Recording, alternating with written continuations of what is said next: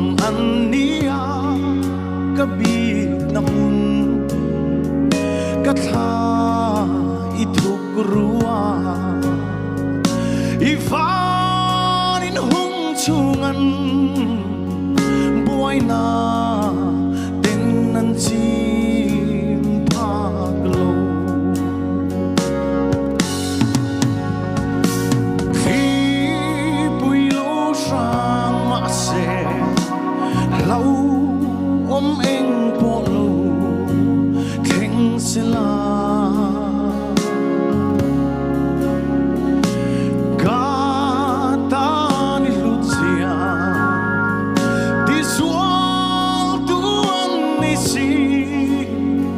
Tuarna kata hlawkna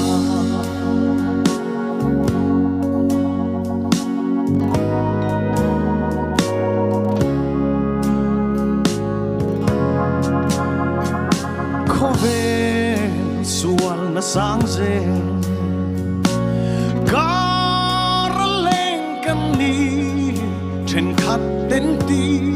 saan chuanga Keini tharau zara Krista chuang tu te chu Avan mana in min choma Khi bùi lô sang ma se lâu ôm anh bộ lô khen se la gata ni lucia di sual tuan ni si tuarna po kata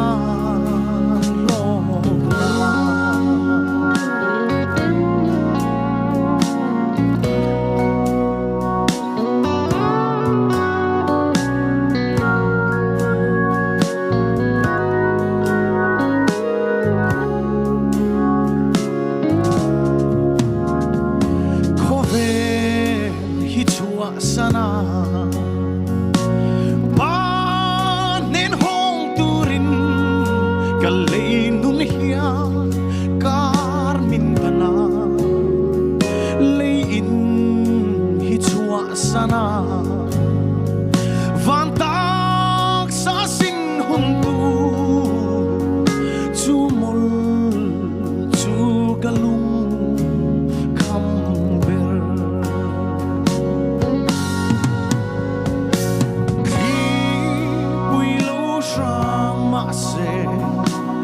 lâu ôm anh bộ lô khen se la gata ni lucia di sual tuan ni si tuarna po kata